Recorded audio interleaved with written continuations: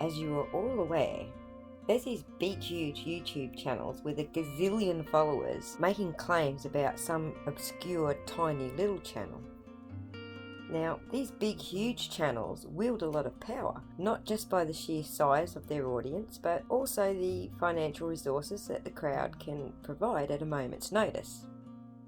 In this manner, these channels are comparable to the state, like the states of our countries. The High Court of Australia observed that justice reflects a balance struck between the power of the state and the position of an individual who stands accused. This power imbalance is the underlying rationale for the presumption of innocence in civilized countries. Justice aside, this rationale is born from the ordinary notion of fairness within a civil society. So let's get into this fairness a little deeper. Why is it that few people seem to have problems with the burden of proof when it comes to the guilt or innocence of, say, a murder suspect, but then they can't apply the same logic to more common issues, such as the existence or non-existence of malfeasance involving a YouTube channel? Most people, as young children, appear to have a common sense understanding of the burden of proof. When young people hear a claim being made, and it is, in their minds and experience, an extraordinary claim being made, quite often the response is one of asking for something to support the claim. The most common retorts are along the lines of, well, prove it, or, oh yeah, or what makes you say that, or show me. Somewhere along the way, too many humans grew up and lost that sense, and too often suspend their inclination to accept the principles underlying the burden of proof. Going a bit further, it is to be noted that not all people care to be considered as being rational or reasonable or willing to use their intellect as best as possible. But for any person who cares at all about being rational and using reason, then operating with the burden of proof, rule of reason, is an imperative. Why is it that the burden is on the person who makes the claim? Well, think whether or not it is a better way to proceed through life to accept anything and everything that people claim to be so. Experience should instruct every thinking human that there is a high probability that not everything people claim to be true is exactly true. Are all things imagined by humans actually true? Of course not. Some claims may be made with the claimant aware that the claim is not true, and some claims might be made with the claimant thinking that they are true but being mistaken. It is, for most humans, not a very good idea to proceed through life based on beliefs that are false, and thinking beliefs and claims to be true when they're not. Most humans, and those who would use reason to guide them, will want some evidence and reasoning to support a claim being asserted to be true. So the burden of proof is on those who make claims to offer reason and evidence in support of those claims. On the flip side, asserting that something is true unless proven otherwise shifts the burden of proof. This is what we would call a special case of argumentative ignoramus. Well, that's my term for it.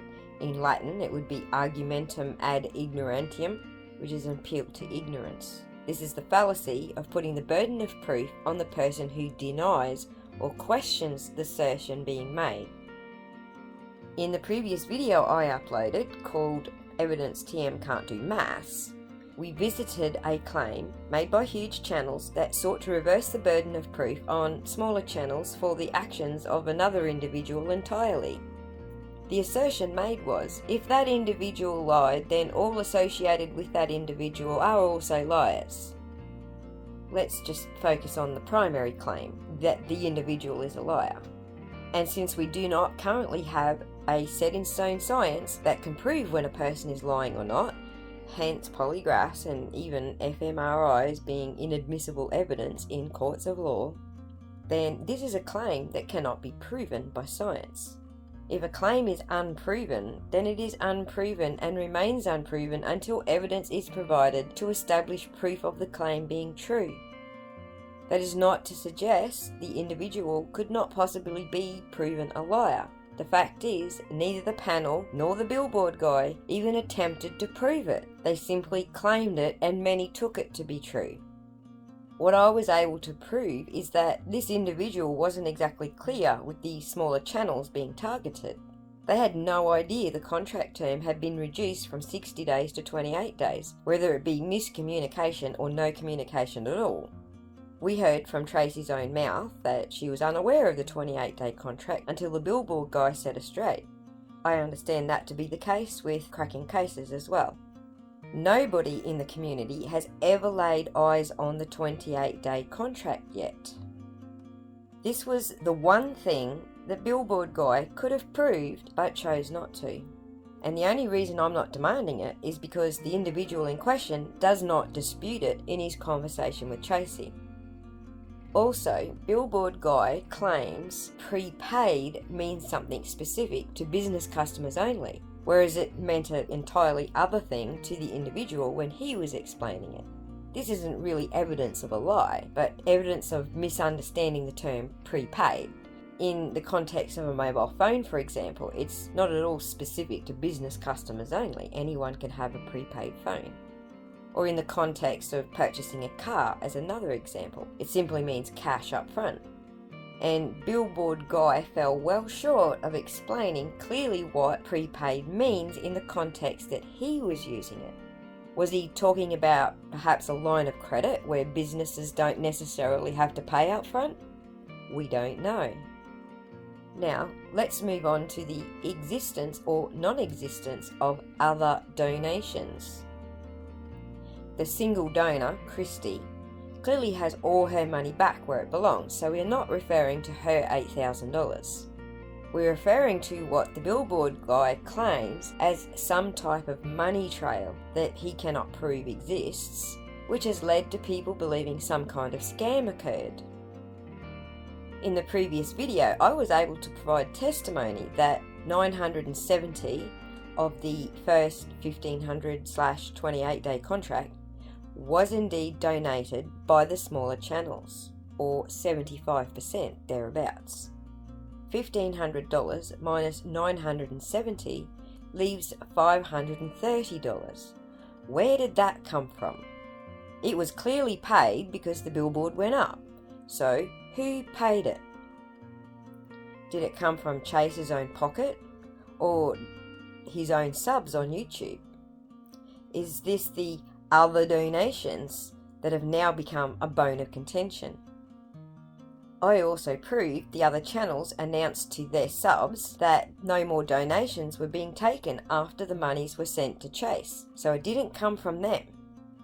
Where is this money trail mentioned by billboard guy that proves other donations were made after the billboard went up? Or are we just inflating the remaining $530 to thousands of dollars for the sole sake of inducing moral panic? Providing evidence of the existence of thousands of dollars of other donations would go a long way towards proving a scam actually occurred. Otherwise, we don't know one way or the other, do we? This is another variation of argumentative ignoramus. The source of this type of fallacy is the assumption that something is true unless proven otherwise, or that it is false unless proven otherwise. From our lack of knowledge or any evidence to support this new claim, it is not appropriate and definitely not safe to reach any definite conclusion about that claim. Even if absence of evidence really is evidence of absence, in some few well-defined cases of very finite extension, ignorance of evidence is neither one of those things and shouldn't be mistaken to imply either one. Ignorance of evidence is evidence of ignorance, and that is all it is. In summary, the burden of proof remains with those accusing, i.e. those huge YouTube channels with the power and the resources, just like the state, who gave this accusation its legs. Where is your proof?